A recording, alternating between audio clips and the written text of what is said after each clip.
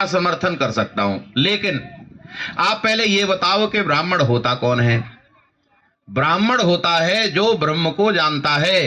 किसी भी जन्म जाति से आया हुआ व्यक्ति ब्रह्म को जानकर ब्राह्मण बन सकता है, तो कथा करने वाला प्रत्येक जाति का व्यक्ति बोलो क्यों नहीं हो सकता है?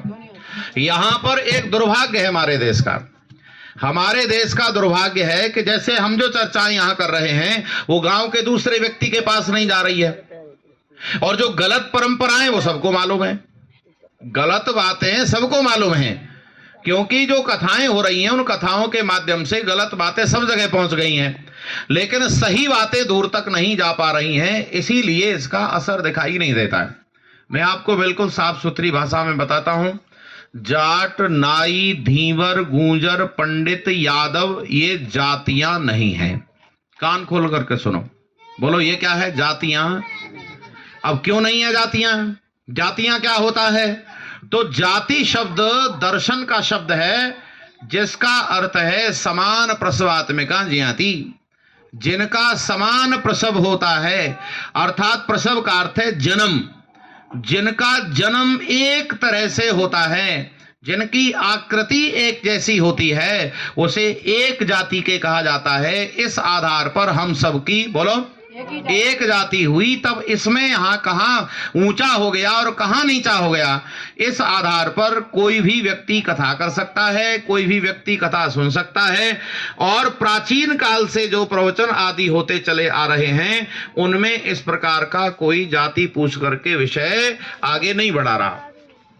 ध्यान देना जरा, परंपराएं कैसे चली। देखो, यादव भी कोई जाति नहीं है, फिर क्या है ये? यादव क्षत्रियों के एक राजा थे, उनका नाम था यदु। ये महाभारत की कहानी है। आप महाभारत का नाम का ग्रंथ पढ़ेंगे तो महाभारत में एक क्षत्रिय राजा थे। क्या नाम था उनका? यदु नाम था, यदु। उनके जो संतान हैं उनको यदुवंशी कहा जाने लगा, और जब यदुवंशी कहा जाने लगा तो आज भी आपने बहुत लोगों को देखा होगा वो यदुवंशी लिखते हैं, और यदुवंशी लिख करके वो यादव यादव लिखने लगे। कहीं कहीं यादव की जगह जादव भी लिखने लगे हैं। आप महाराष्ट्र की तरफ जाएंगे तो वही लोग हैं, कोई अलग नहीं है वो, और वह सब क्षत्रिय वंश के लोग हैं, और वह यादव नाम से जाने गए। जैसे राघव, आपने कुछ लोगों को लिखते देखा होगा, कुछ लोग क्षत्रिय लोग हैं वो क्या लिखते हैं? राघव लिखते हैं। तो ये राघव कहां से आया? तो श्री राम जी के पूर्वजों में एक रघु नाम के राजा हुए। क्या नाम था बोलो? रघु नाम आपने सुना होगा। राम को रघुवंशी कहते, रघुवंशी। उसी रघुवंशी की परंपरा को आगे बढ़ते बढ़ते राघव हो गया। राम को राघव कहते हैं। राम को क्या कहते हैं?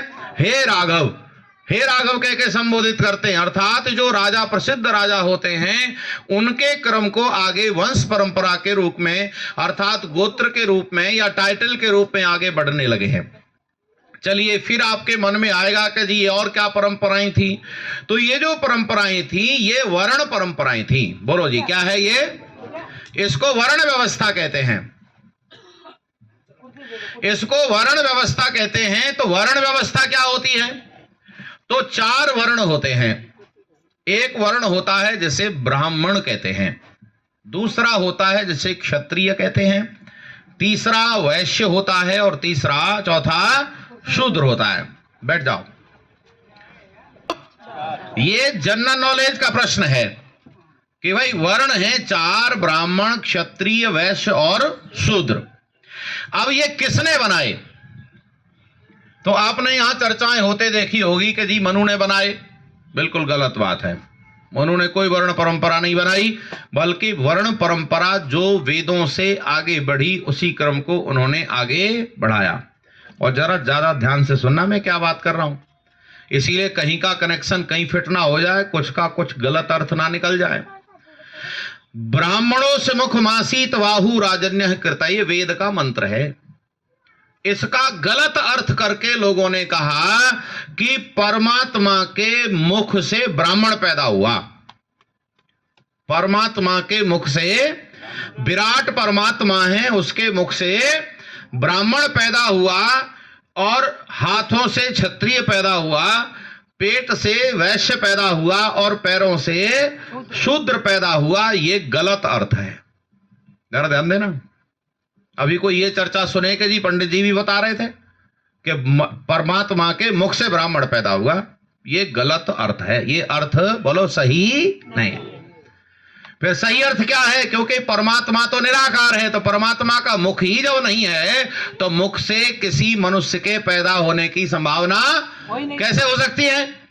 तब फिर आप महर्षि दयानंद से मिलो, उन्होंने कहा कि मुख के सदृश, अर्थात जैसे शरीर के अंदर मुख श्रेष्ठ होता है, वह ज्ञानेंद्रियों वाला होता है, वह सर्वोपरि होता है, इस आधार पर जो मनुष्यों में सर्वोपरि पवित्र व्यक्ति होता है, ज्ञानी व्यक्ति होता है, ऐसे गुणों से युक्त व्यक्ति को बोलो जरा ब्राह्मण कह सकते हैं। और एक बात कान खोल कर सुनना, यह कोई भी व्यक्ति बन सकता है। जरा फिर से सुनो एक बार, ताकि इस भावना से विद्वेष खत्म हो जाए। आपको मैं पूछूंगा, अगर यह प्रचार कर दिया जाए तो आप फिर बता सकते हैं कि संसार से छुआछूत खत्म होगी कि नहीं। मैं पूछूंगा आपसे, अभी सुनो पहले ध्यान से। महाराज मनु ने एक बात लिखी है, उसे नहीं बताता कोई। महाराज मनु ने इतनी बड़ी बात लिख दी है कि जो सोने के अक्षरों में लिखने लायक है, जगह जगह लिखी होनी चाहिए, ताकि लोगों के कान खुल जाएं और प्रत्येक व्यक्ति अपनी उन्नति करने का यत्न करे। क्या कहा? शूद्रो ब्राह्मणता मेति, शूद्र के घर से आने वाला बालक ब्राह्मण बन सकता है। जरा ध्यान देना, बोलो शूद्र के घर से आने वाला बालक ब्राह्मण बन सकता है। शूद्रो ब्राह्मणताम इति और ब्राह्मणस्येति शूद्रताम, ब्राह्मण के घर से आने वाला बालक शूद्र भी बन सकता है। यहां ऐसा ही नहीं है कि शूद्र के घर से बालक ब्राह्मण बन जाए, ब्राह्मण का ब्राह्मण ही बना रहे। ना ना ना ना ना ना, ब्राह्मण का बच्चा भी शूद्र बन सकता है। और क्षत्रिय और वैश्यों के लिए भी यही नियम है। अर्थात किसी घर से कोई बालक आए, वह अपनी योग्यता पाकर के किसी वर्ण का व्यक्ति बन सकता है। योग्यता के आधार पर उसके वर्ण की प्राप्ति होती है। अब बताइए छुआछूत रहेगी कि नहीं रहेगी? नहीं रहेगी। पर यहां पर लोग अपनी बात सिद्ध करने के लिए गलत बातों को पकड़ लेते हैं और उन्हीं को पास आगे रखते हैं, उन्हीं को आगे रखते हैं और तमाम तरह की अनर्गल बातें अलापते रहते हैं। अरे उन्होंने ऐसा कह दिया इसीलिए ऐसा होगा। बिल्कुल गलत परंपरा है। परंपरा यह है कि बालक बालिकाओं के पढ़ने के लिए स्थान थे पहले, और वो स्थानों का नाम था गुरुकुल। बोलो क्या नाम था? और आपको एक बात फिर बताता हूं, गुरुकुलों को अगर ईसाइयों, अंग्रेजों और मुसलमानों ने अगर यहां समाप्त नहीं किया होता तो आज भी ये परंपरा, मानवता की परंपरा निरंतर चल रही होती। इन्होंने गलत काम किया, इन्होंने इतना बड़ा अपराध किया है। जो यहां डच आए, फ्रांसीसी आए, पुर्तगाल आए, मुसलमान आए, अंग्रेज आए, इन्होंने कोई भला नहीं किया, इन्होंने अपना भी नुकसान किया है। क्योंकि गलत बातें ये प्रचारित कर रहे हैं, इनमें मतलब की कोई बात नहीं है। और मतलब की ना बात होने के कारण भी देश के अंदर आतंकवाद जैसा वातावरण बनता जा रहा है। आपको किसी को मेरी बात ठीक ना गए तो बात कर लेना, मैं यही हूं और यही आगरा में ही रहता हूं, और मैं बड़ी विनम्रता और शालीनता से आपसे बात कर रहा हूं। और आप मेरे हो, मैं आपका हूं। ये देश हमारा है, देश बिगड़ रहा है, ये तकलीफ सबको होनी चाहिए ताकि देश सुधर जाए। इसीलिए हम आपके बीच आ रहे हैं और आपका प्रयास है कि जन जन तक ये बात पहुंचनी चाहिए। कमाल कर दिया। क्या कहता है वेद का उपदेश और ऋषि दयानंद क्या कहते हैं? जिसका गुण विशेष, बच्चों बैठ जाओ, जिसका गुण विशेष, जिसके अंदर ऐसी क्वालिटी है कि वह सिर के समान, अर्थात वह ज्ञानवान है और ज्ञान पूर्वक काम कर सकता है, और एक मूल बात है अज्ञान का नाश करने की क्षमता रखता है, ऐसे व्यक्ति को हम क्या कह सकते हैं? बोलो ब्राह्मण कह सकते हैं। अज्ञान को नाश करने वाला। दूसरा व्यक्ति कौन है? तो ये जो भुजाएं हैं, बाहुराजन्य कृता, एक तुलना उपमा, एक समझाने के लिए कोई एक तरीका होना चाहिए। जैसे कह दिया जाए भाई क्षत्रिय कैसा होना चाहिए, तो कहा शरीर में जो काम बाजुओं का है, शरीर में जो काम भुजाएं करती हैं। अच्छा बताओ ये भुजाओं का क्या काम है? अगर युद्ध हो रहा है और युद्ध हो रहा है, कोई सिर पर डंडा मारना चाहता है, अच्छा सिर पर डंडा मारना चाहता है तो सबसे पहले सहायता को कौन आएगा? बोलो। आपके हाथ आएंगे, तुरंत कर देंगे कि भाई डंडा मत मार, या रक्षा करेंगे। पेट पर आएगा, हाथ है, पैरों पर आएगा। अच्छा कोई पैरों पर मारने लगे तो हाथ आएंगे कि नहीं आएंगे? तो भी हाथ आएंगे।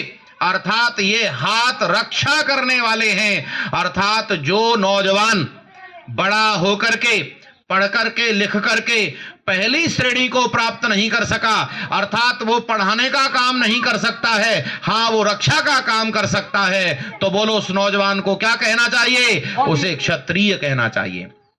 वह नौजवान क्षत्रिय के नाम से ज्योतित हो जाएगा, क्षत्रिय के नाम से प्रचारित हो जाएगा। अब वो व्यक्ति किसी घर से आया हुआ है, किस घर से आया हुआ ये विषय नहीं रहा, वह क्या बन गया है अब वो ये विषय हो गया है। तीसरा कौन है? तीसरा वह व्यक्ति है, अच्छा पेट का क्या काम है? पेट का क्या काम क्या है? शरीर के अंदर पेट का काम है स्टोर करना, भरण करना, अर्थात भंडारण कर लेता है। तो भंडारण करके क्या वो अपने पास ही रखता है? तो आपको ये जानकर के आश्चर्य होगा, पेट कभी सारे सामान को अपने पास नहीं रखता है, बल्कि पेट उसे सभी के लिए उपयोगी बनाता है। पेट में खाना जाता है, खाना उसमें रस बनता है, रस में से रक्त बन जाता है, और रक्त बन करके पूरे शरीर में ब्राह्मण के पास भी पहुंचता है, क्षत्रिय के पास भी पहुंचता है, और शूद्र के पास भी पहुंचता है। अर्थात जो व्यापार आदि उद्योग का काम कर सकता है नौजवान पढ़ लिख करके, तो उसको क्या कह सकते हैं हम? बोलो। उसे हम वैश्य कहेंगे, वैश्य है वो व्यक्ति। अच्छा अब चौथा कौन है? ये शूद्र कौन होता है? सबसे बड़ी समस्या यहां आकर के अटकती है कि यहां पर कोई भी जन्म के आधार पर शूद्र कहा जा रहा है, जबकि जन्म के आधार पर आप किसी को कुछ नहीं कह सकते। शूद्र वह व्यक्ति है जो उपरोक्त तीनों कैटेगरी में नहीं आ पाया है। अच्छा आपने कभी बार ऐसे बच्चे देखे होंगे जो कितना भी पढ़ाओ पास हो ही नहीं पाए? बोलो हाँ या ना। आपके गांव में, आपके नगर में, आपकी क्लास में ऐसे कुछ बच्चे होते ही हैं जिनको आप कितना भी पढ़ाओ, वह दिमाग से इतने कमजोर होते हैं कि वह बहुत अच्छी योग्यता को प्राप्त नहीं कर पाते हैं।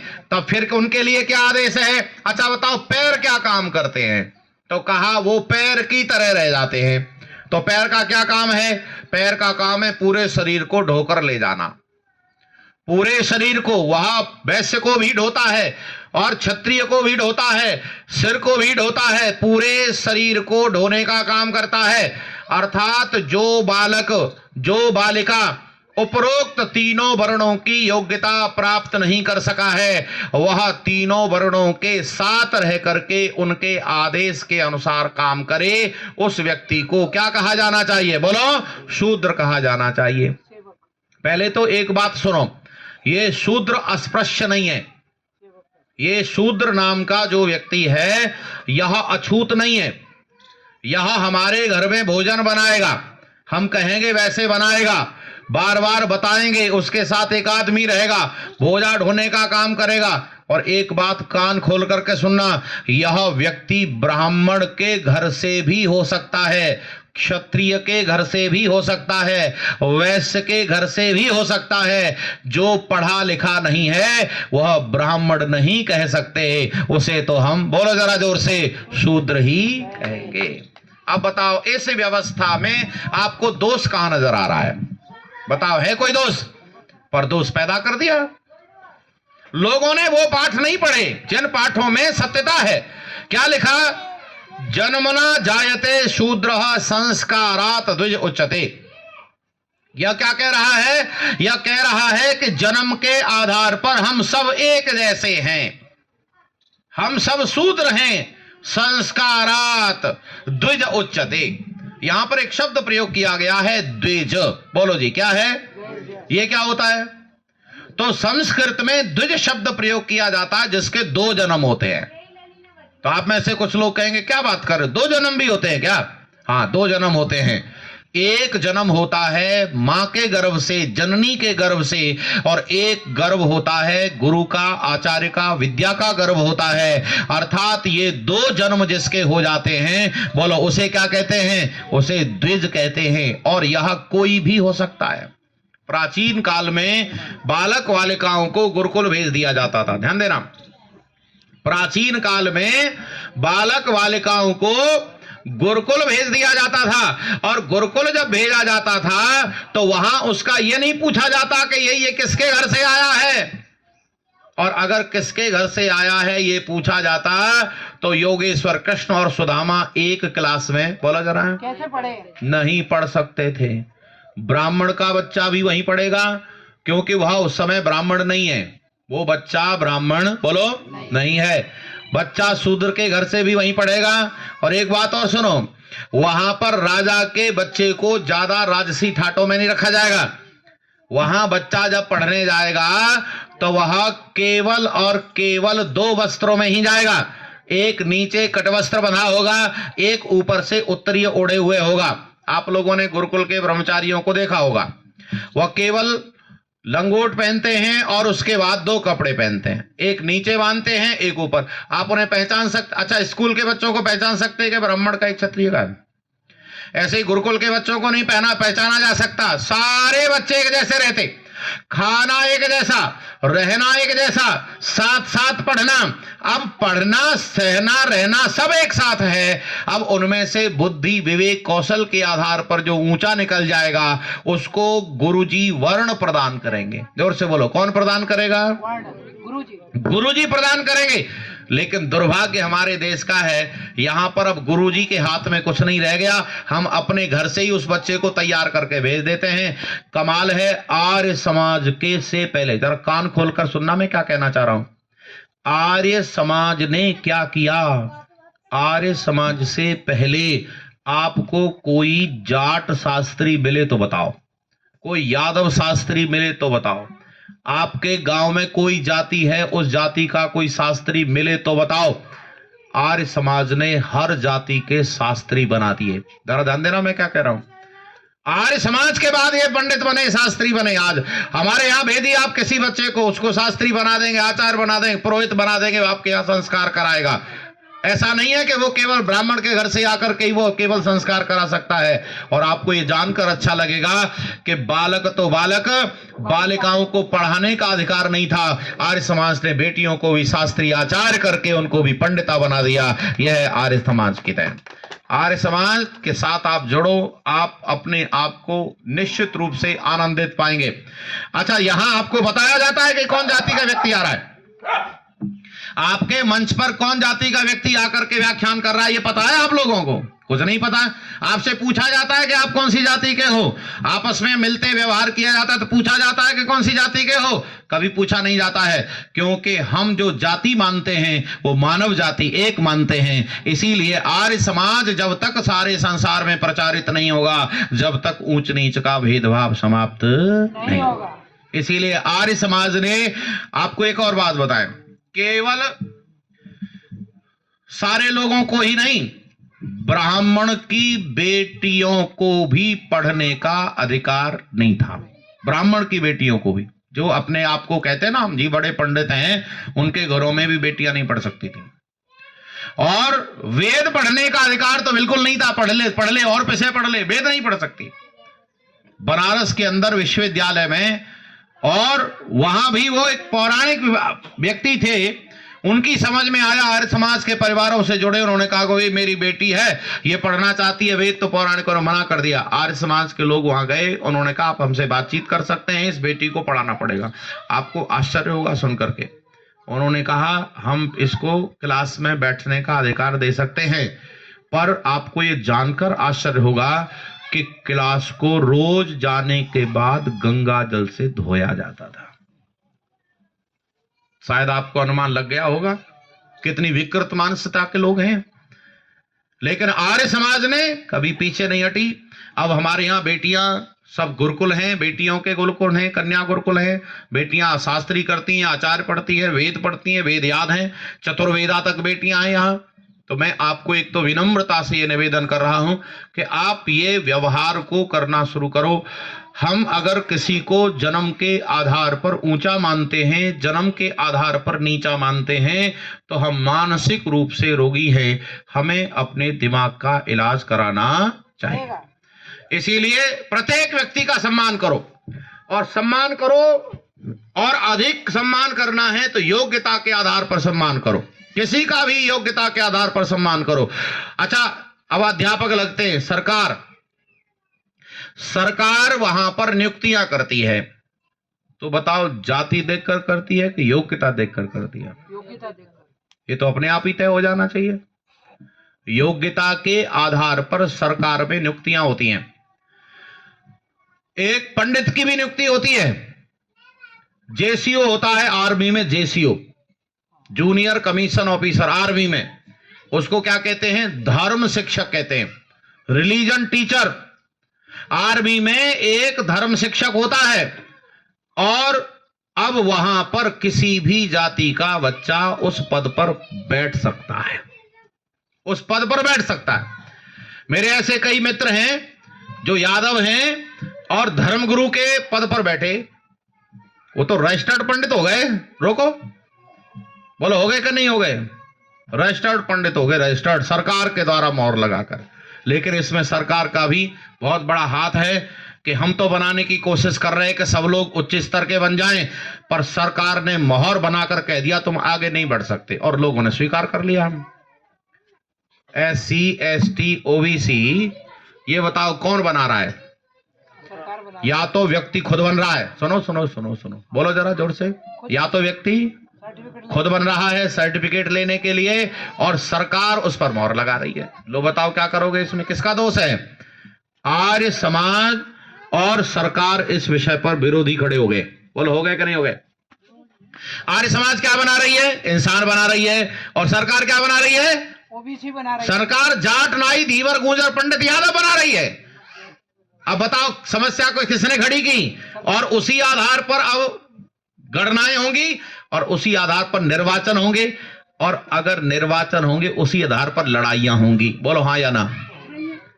और जिस क्षेत्र में जिस जाति का दबदबा होता है, वह जाति दूसरे कम संख्या वाली जातियों पर, बोलो जरा, अत्याचार करती है। तो ये क्या मानवता है? ये क्या इंसानियत है?